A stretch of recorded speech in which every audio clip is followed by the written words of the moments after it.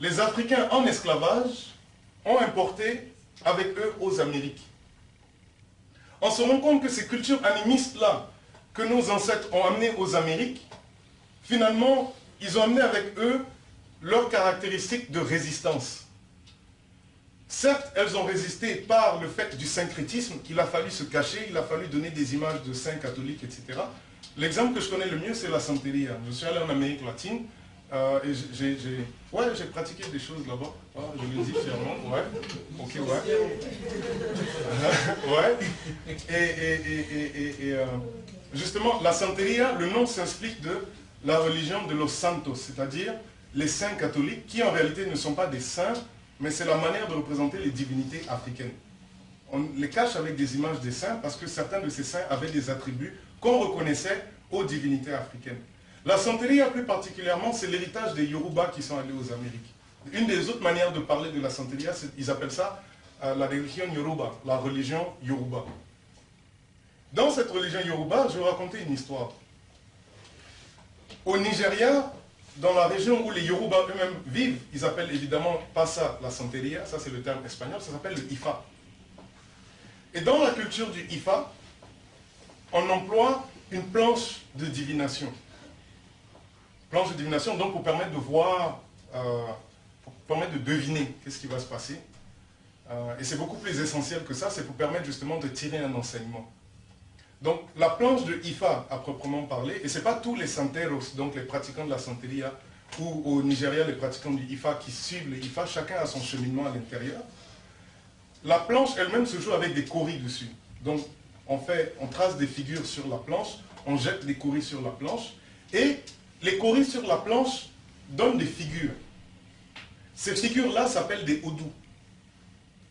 Et chaque odou vient avec un pataki. Les patakis sont les enseignements qui viennent, les enseignements que chaque odou est supposé nous apporter. Il y a 256 odous différents, et chacun des 256 odous a ses patakis.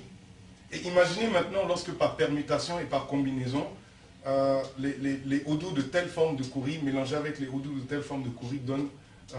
c'est-à-dire, on parle de mathématiques là. Je vous donne un exemple de pataki. Les orishas, on l'a mentionné un peu plus tôt, sont ce que les Égyptiens appelaient les nétérous, les netchers, c'est-à-dire ces vortex d'énergie là. Ce ne sont pas des dieux au sens abrahamique, je le précise, ce sont des vortex d'énergie. Un des orishas principaux, c'est Obatala. Dans la santeria ou dans le Ifa, le grand dieu, si on veut, s'appelle Olodumare ou Olofin. Ça, c'est en Yoruba. En général, le grand dieu est inaccessible à l'être humain. Mais il a laissé des enfants sur la terre, qui sont les différentes manifestations qu'on voit autour de nous. La pluie, le tonnerre, l'éclair, etc. Donc les orishas sont les enfants de Olofin ou Olodumare. Et chacun des orishas possède ce qu'on appelle le haché, c'est-à-dire son énergie qui lui est propre, son énergie qui lui est sacrée.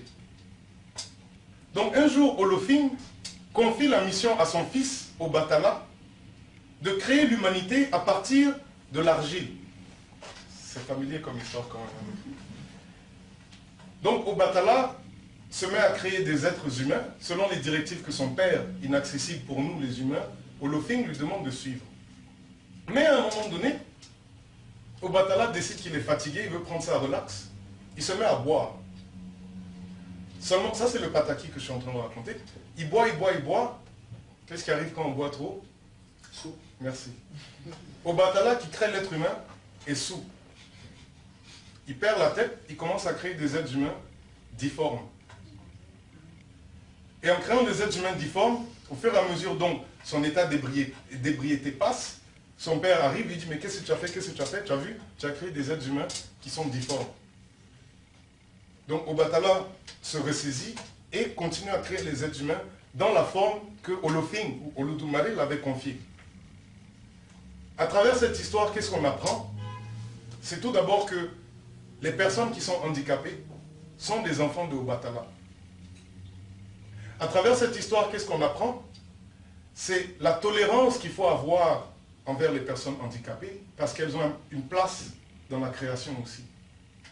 À travers cette histoire, qu'est-ce qu'on apprend? C'est que même les dieux et les enfants des dieux font des erreurs et doivent se rattraper. Alors si les dieux font des erreurs et doivent se rattraper, on accepte nos erreurs et on fait du mieux pour corriger ce qu'on a à faire.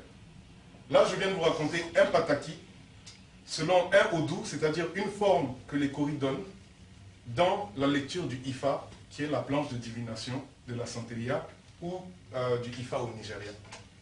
Voilà jusqu'où on peut aller dans les connaissances initiatiques animistes africaines telles qu'importées aux Amériques, et même qu'on retrouve en Afrique. Personnellement, c'était plus évident pour moi d'apprendre ça en Amérique latine, parce que je ne parle pas Yoruba, et parce que je n'aurais pas eu accès si j'étais allé au Nigeria, parce que je ne suis pas Yoruba, je suis Peul.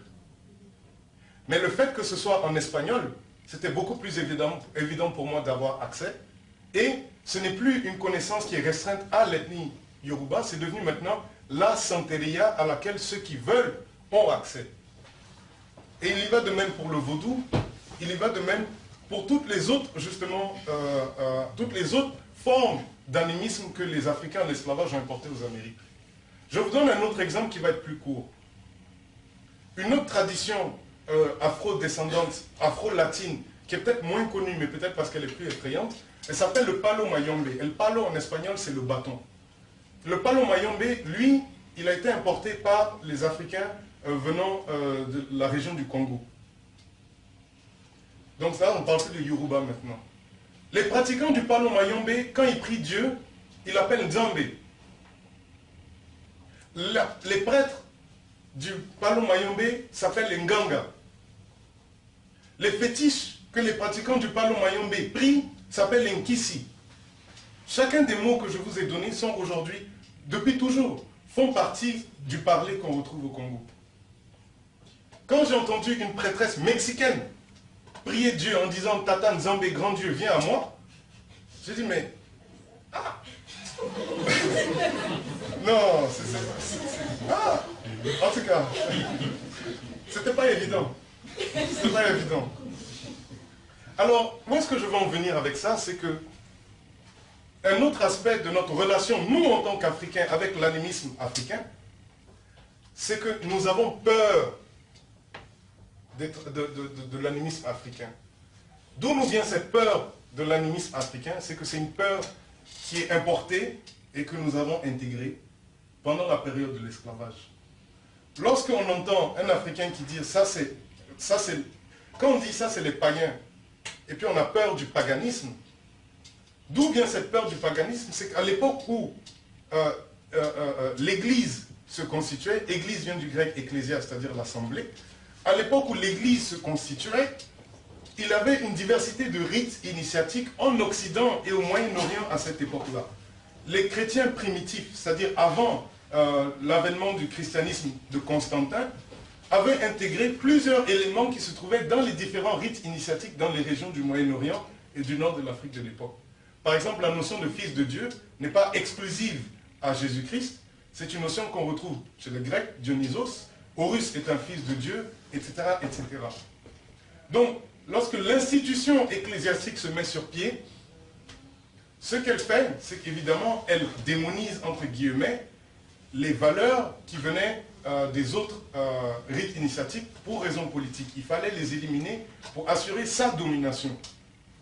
Donc, cette attitude de rejeter le paganisme, de rendre péjoratif le fait d'être païen, est une attitude que nous, Africains, avons intégrée lorsque on nous a évangélisés. Nous n'avons aucune raison d'avoir peur du paganisme, parce que ce n'est pas notre conflit, c'est le conflit de l'institution ecclésiastique au IVe siècle après son Jésus-Christ.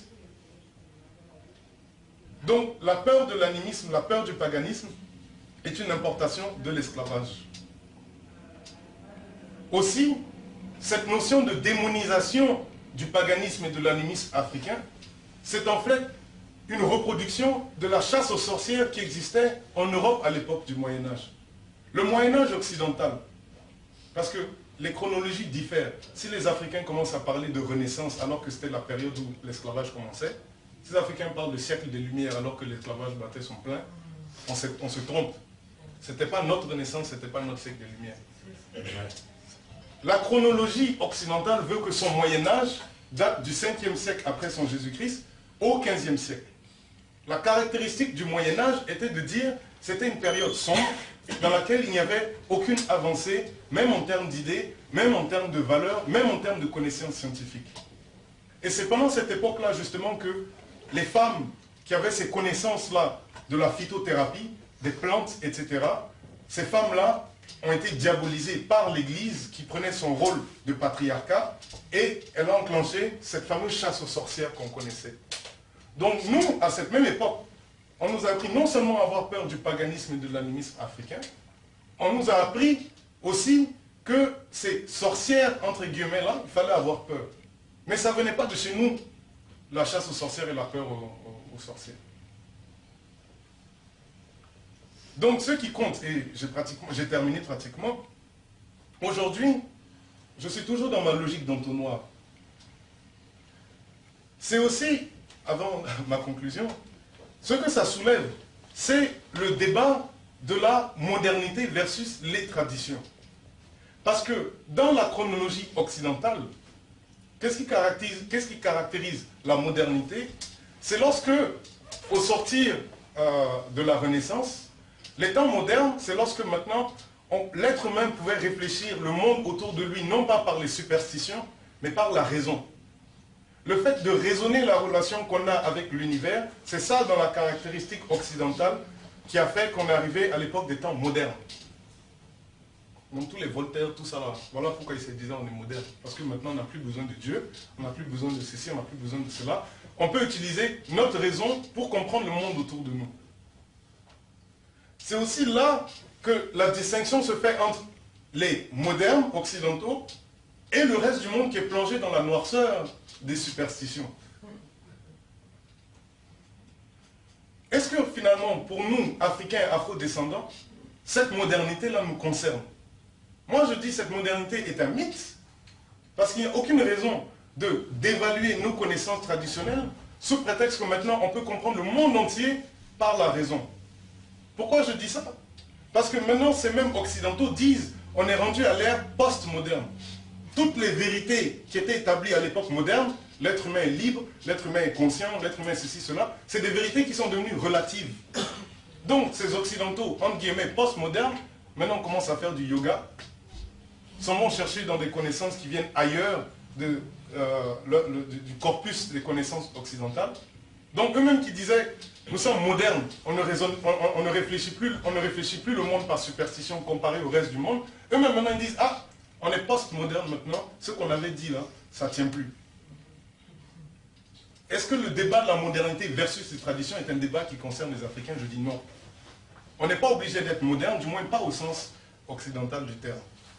Et ce que ça implique, cette réflexion sur la modernité versus les valeurs traditionnelles, c'est que je dis qu'il faut que nous réhabilitions les connaissances traditionnelles africaines dans le corpus des connaissances objectives que nous devons étudier à partir de maintenant. Il n'y a pas de raison qu'on étudie ce que Platon, Socrate et Aristote ont dit en tant que philosophie, et puis que ce que nos ancêtres dans nos connaissances traditionnelles et scientifiques ont dit en tant que tradition simplement et valeurs primitives. C'est de la philosophie au même titre que ce que les Grecs ont dit. Mais c'est à nous de prendre conscience de cette nécessité de réhabiliter et de restaurer ces traditions africaines au sens le plus objectif du terme. Parce que, en le faisant, on n'aura plus peur, dans le sens où on se sera émancipé des peurs qu'on nous a fait accepter. On n'aura plus peur. Je ne dis pas qu'il faut nécessairement se faire initier à une tradition africaine, mais il faut fouiller, il faut chercher, il faut oser demander et dire, ça là, explique-moi. Personnellement, je ne suis pas initié. Je suis, comment on dit, adopté. Mais je ne suis pas initié. Pourtant, ce que je sais, j'aurais aimé que d'autres Africains le sachent aussi pour qu'ils se disent, ah, donc finalement, c'est aussi profond que ça, nos propres cultures. Et qu'on aborde ces connaissances-là de manière objective à l'université, en tant qu'étude philosophique. Donc, pour finir, aussi ce qui est important, c'est que dans la restauration de la pensée traditionnelle africaine, on doit garder un esprit critique. Il ne s'agit pas de dire, je veux retrouver mes racines, je veux faire ce que j'ai à faire, parce qu'il y a des fois, il y a des dérives. Quand des pays comme la Centrafrique, dans le code pénal centrafricain, la sorcellerie c'est un crime. Ce que je comprends à travers ça, c'est que c'est nos superstitions qui se sont érigées en institutions. Comment un avocat ou un procureur peut juger quelqu'un en disant « toi tu es un sorcier, toi tu es une sorcière ». Voici le genre de dérive qu'il y a si nous ne gardons pas l'esprit critique pour aborder nos traditions africaines et les intégrer, les restaurer dans une pensée digne du XXIe siècle. Donc, pour finir, là maintenant c'est ma recette de petit sorcier. Je vais faire appel à notre... celui qui était considéré comme le dieu Thoth, mais encore une fois dieu Néter, c'est-à-dire l'énergie de Thoth. Thoth représentait la connaissance initiatique. C'est lui que les Grecs ont appelé Hermès, et ça donnait donc l'hermétisme, quelque chose d'hermétiquement fermé. Donc toutes ces connaissances sacrées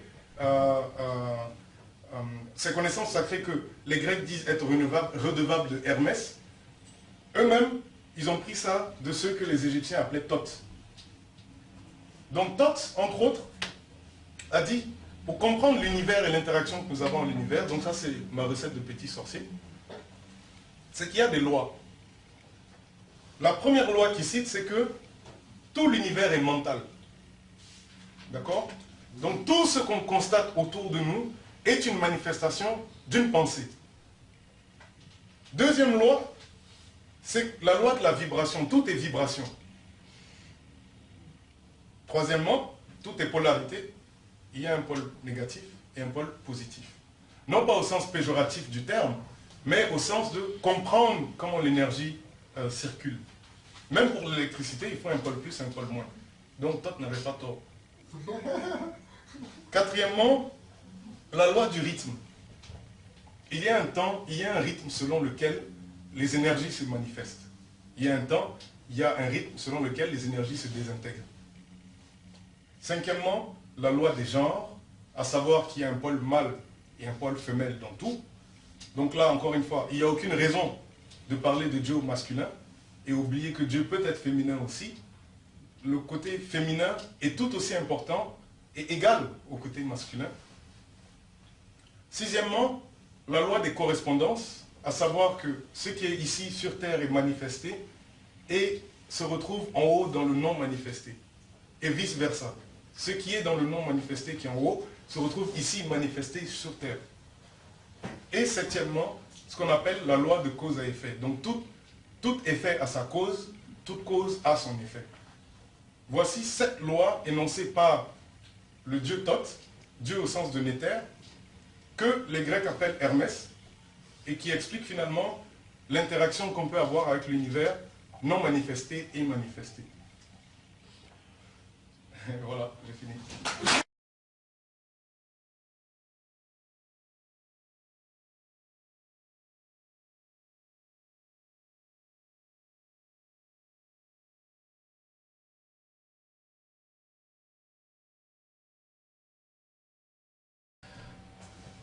Récapitulatif, donc si on fait un bref résumé à ce niveau de la communication, on dira donc que la force spirituelle est supérieure à la force matérielle qui est supérieure à la force physique. L'Afrique a connu une destruction à ces 3 niveaux. Premièrement, la force spirituelle, destruction systématique de la tradition spirituelle africaine. On peut en parler longuement, je ne vais pas m'étendre là-dessus, parce que chacun sait à quoi je fais référence. La force matérielle, désagrégation des États traditionnels africains. Donc, on détruit absolument tout ce qui peut constituer notre force matérielle. Exemple, la conférence de Berlin de 1884 qui a absolument désagrégé le continent africain, donc détruit sa force matérielle. Et la force physique, enfin, l'esclavage et la colonisation, d'où l'importante question de la démographie actuellement en Afrique. Parce qu'il faut savoir que l'Afrique est considérée comme un peu, quoi qu'on en dise, hein, l'Afrique peut être considérée comme un continent sous-peuplé. Et c'est donc ces 3 forces qu'il nous faut absolument reconquérir. Parce que on combat avec les 3 forces, et la force spirituelle d'abord, la force matérielle ensuite, et la force physique enfin.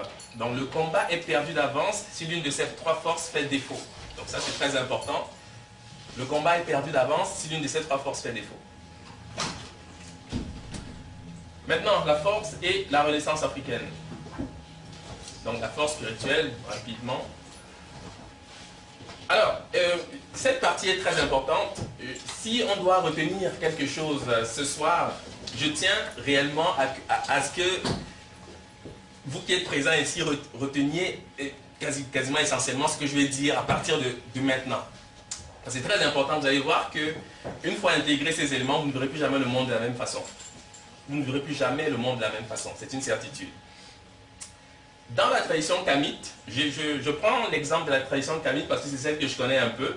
J'aurais pu citer la tradition Yoruba, la tradition Bamileke, la tradition Bassa, Malinké, etc.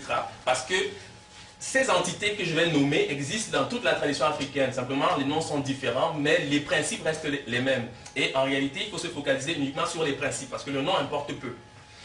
Les noms varient suivant les langues, mais les principes restent les mêmes partout en Afrique. C'est pour ça qu'on peut considérer que l'Afrique, en réalité, c'est un arbre de tradition. Qu'on identifie en fait à Apophis, donc à ce serpent, les fruits de cet arbre-là représentent, incarnent en fait toutes les faiblesses des humains, l'attrait de la matière, donc les choses de la terre, avec tout ce que cela suppose d'attitude et de comportement. Voilà. Alors pourquoi le serpent a été choisi? Alors plusieurs explications peuvent être données dans celle-ci. Le serpent rampe, symboliquement, il est attaché aux choses de la terre. De ce principe découle l'individualisme, le matérialisme, le capitalisme et la démocratie. La démocratie, ça pourrait surprendre, mais vous allez voir tantôt, quand on va développer, vous comprendrez pourquoi. Le fait qu'il soit permanemment vaincu dans nos textes sacrés, donc ce serpent, exprime la défaite de ces notions ou concepts dans l'univers civilisationnel africain. Maintenant, je veux juste attirer votre attention sur quelque chose qui est très important. Lorsque aujourd'hui nous vivons dans... bien sûr, aujourd'hui nous vivons dans un monde désacralisé. Aujourd'hui, on ne parle plus de Nétérou. On préfère remplacer ces termes par les mots comme notions et concepts. Mais il faut savoir que dans l'Afrique ancienne, les notions et les concepts étaient représentés sous la forme de divinités, entre guillemets. Donc, lorsqu'on dit, on parle d'une... Par exemple, Osiris, c'est une notion. Osiris, c'est un concept qui est représenté parfois sous forme humaine, mais il représente une idée philosophique. Tout comme la maths, c'est une notion, c'est un concept. Tout comme l'individualisme, le matérialisme, etc. Donc, on peut représenter, d'ailleurs c'est ce que je dis ici, donc concept et notion égale divinité dans la tradition africaine. Dans le monde occidental, il parle de notions et de concepts, dits philosophiques.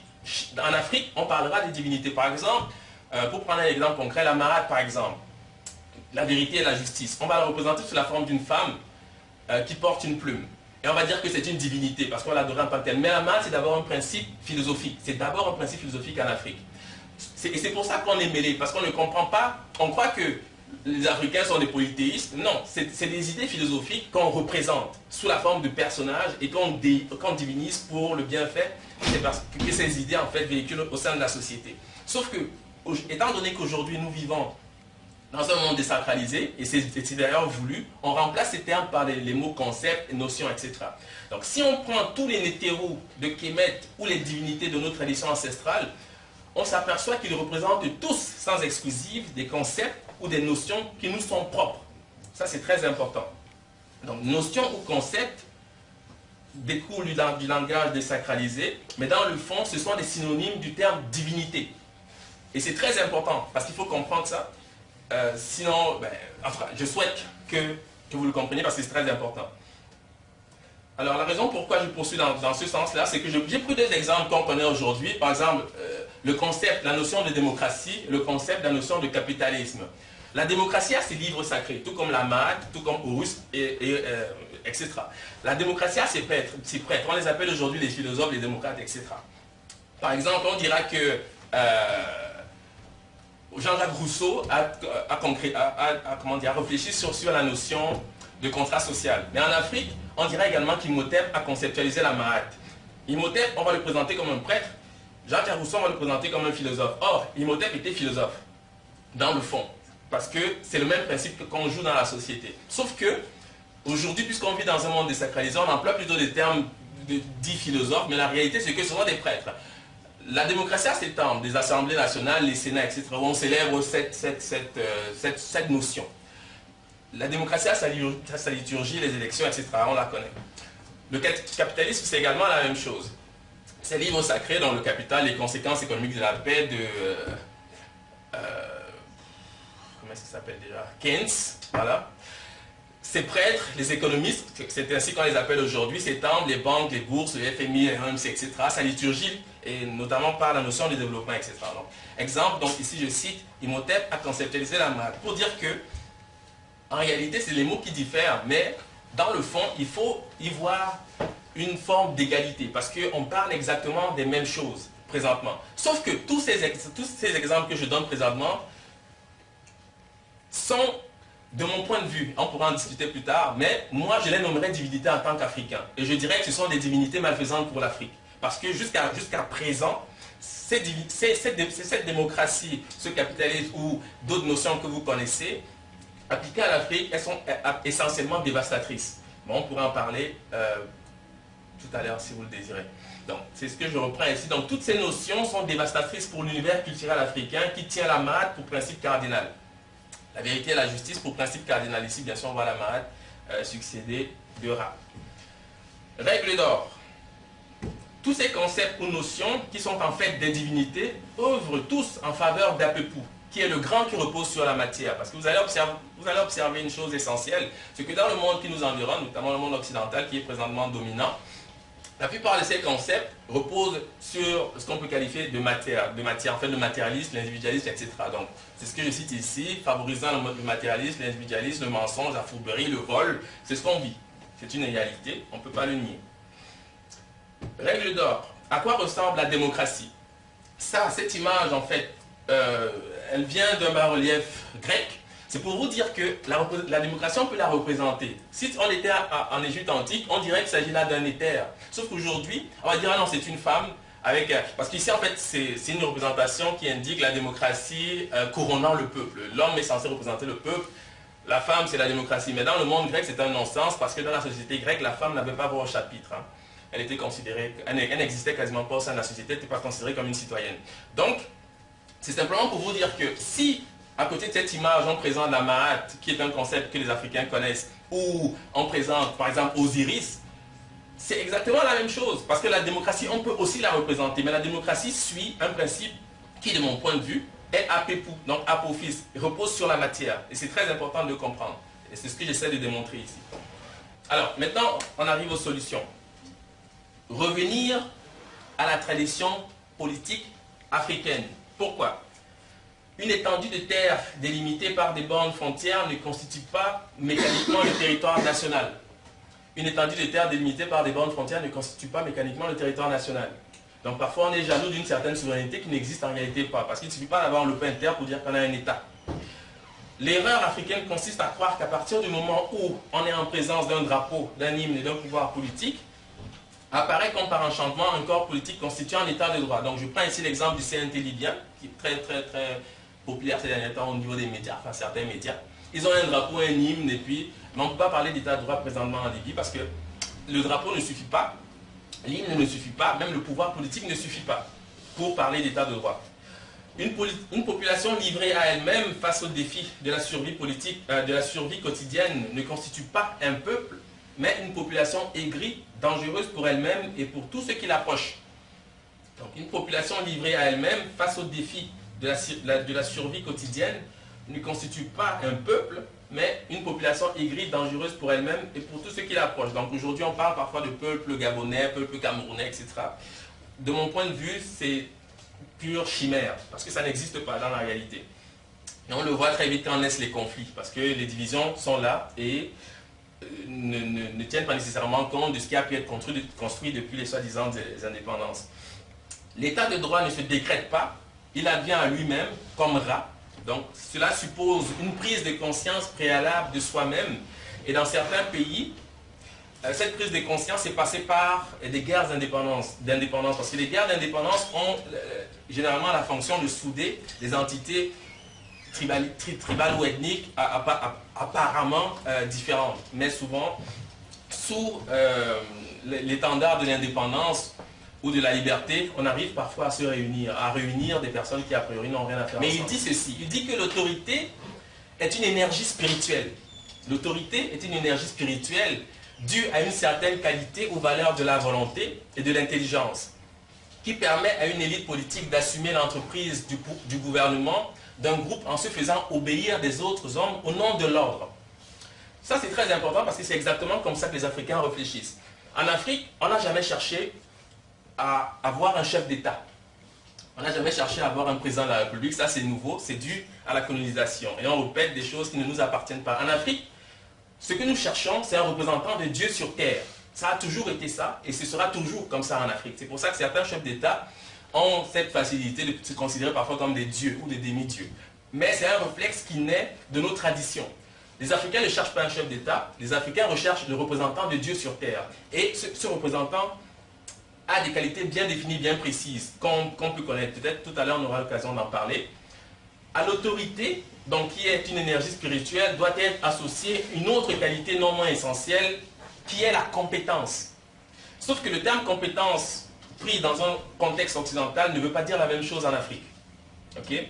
La compétence, généralement, se définit comme un élément intellectuel, qualité spéciale de l'intelligence qui permet au chef d'embrasser tous les éléments du problème de l'entreprise du gouvernement en mettant chacun d'eux à sa place et en lui accordant l'importance qu'il convient.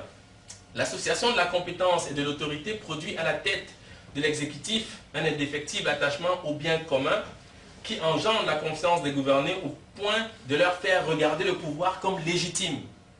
Parce que c'est important que les gouvernés regardent le pouvoir comme étant légitime. Sans cet attachement au bien commun, le gouvernement d'un État est tôt ou tard livré aux abus et aux exactions les plus répréhensibles. En Afrique, les exemples ne manquent pas. Okay. Donc, si on poursuit, sur le plan intérieur, c'est lorsque l'autorité et la compétence l'emportent nettement sur le recours au pouvoir de domination qu'on se trouve en présence d'un pouvoir de droit. Autrement dit, d'un corps politique constitué en état de droit. Dans le cas contraire, il faut se résoudre à qualifier de pouvoir de fait une gouvernance dont l'administration des affaires publiques se caractérise par le recours immodéré à la force matérielle pour soumettre un corps politique inconstitué. Et c'est ce qu'on observe en Afrique présentement. Nous avons affaire à des pouvoirs de fait. Ce ne sont pas des pouvoirs de droit. Parce que la force matérielle prime sur toutes les autres forces, en réalité. Et la force matérielle, bien sûr, elle est importante, mais dans le cas de figure, pour les Africains, c'est la force spirituelle qui est d'abord la force essentielle. Donc, on ne peut pas parler présentement d'état de droit en Afrique, c'est un leurre. Ce sont des états ou des pouvoirs de fait. Seul l'état de droit produit cet authentique prodige que constitue la subordination du militaire au politique. Cette subordination est consubstantielle à l'établissement d'un état de droit, bien sûr. Or, l'état de droit en Afrique ne peut se concevoir sans l'autorité en tant qu'énergie spirituelle, ni la compétence en tant que manifestation d'une connaissance éprouvée des traditions des populations que l'on administre. Et c'est là que l'Afrique diffère. Parce qu'en Afrique, la compétence passe par ce qu'on appelle vulgairement l'initiation. Ça ne passe pas par notre cursus actuel académique. C'est pas parce qu'on est doctorat, PhD, peu importe, qu'on est compétent pour gouverner des Africains, parce que les Africains, les réflexes africains, en tout cas la tradition africaine, est fondée sur la connaissance des traditions locales, des traditions ancestrales. C'est ça. Et c'est de ces traditions ancestrales que provient l'énergie spirituelle. Donc, les éléments, mettons, qui permettent à un moment donné, ou alors de manière récurrente, d'identifier le représentant de Dieu sur terre. Parce que nos rois, nos chefs ont toujours eu ce titre. Depuis Kemet, comme vous le savez, chez les Mossi, etc. etc. Donc, voilà. Alors, qu'est-ce que la tradition? Et je crois que je terminerai là-dessus. Pour casser le mythe modernité-tradition, parce que souvent on oppose la modernité à la tradition, sans comprendre réellement de quoi il s'agit. La tradition ou coutume, comme le rappelle Oumar Konaré, est le fruit d'une expérience millénaire vécue par des hommes à la recherche d'une vie pérenne et équilibrée. La tradition ne s'oppose pas à la modernité et vice-versa. La tradition est comme une bibliothèque qui recèle tous les progrès qui ont réussi. C'est ça la tradition. C'est comme une bibliothèque qui recèle tous les progrès qui ont réussi. Est moderne un progrès qui est durable et constant. Donc ce progrès durable et constant devient la tradition pour le domaine spécifique qu'il vient amender. C'est donc la modernité qui produit la tradition puisqu'elle en formalise chaque étape. C'est très important de le comprendre parce que, admettons, hier on nettoyait mettons, le salon avec un balai, aujourd'hui c'est avec un aspirateur. c'est l'aspirateur qui devient la tradition. Mais avant, c'était le balai. Mais ça reste la tradition, bien que l'aspirateur soit considéré comme une modernité. Mais dans le long terme, l'aspirateur deviendra la tradition. Et c'est comme ça que la tradition se construit. Donc l'Afrique était déjà moderne au moment où elle perdit l'initiative historique. Donc il ne s'agit pas de courir après une forme de modernité. L'Afrique est déjà moderne dans ses traditions. Contenir les bénéfices de la tradition ancestrale africaine en l'opposant à la modernité, dont on arrive au demeurant jamais à déterminer le contour, est un jeu de dupes dont il faut résolument s'écarter. La tradition politique africaine s'exprime à travers les grands empires qui jalonnent l'histoire du continent. Cette tradition demande à être actualisée et améliorée conformément à la vision de nos ancêtres. Donc ici je parle du paradigme africain et suivant la règle d'innovation qui caractérise toutes les sociétés humaines. Donc la tradition n'exclut pas l'innovation, mais il faut rester dans un paradigme, donc dans une vision qui nous provient de nos ancêtres.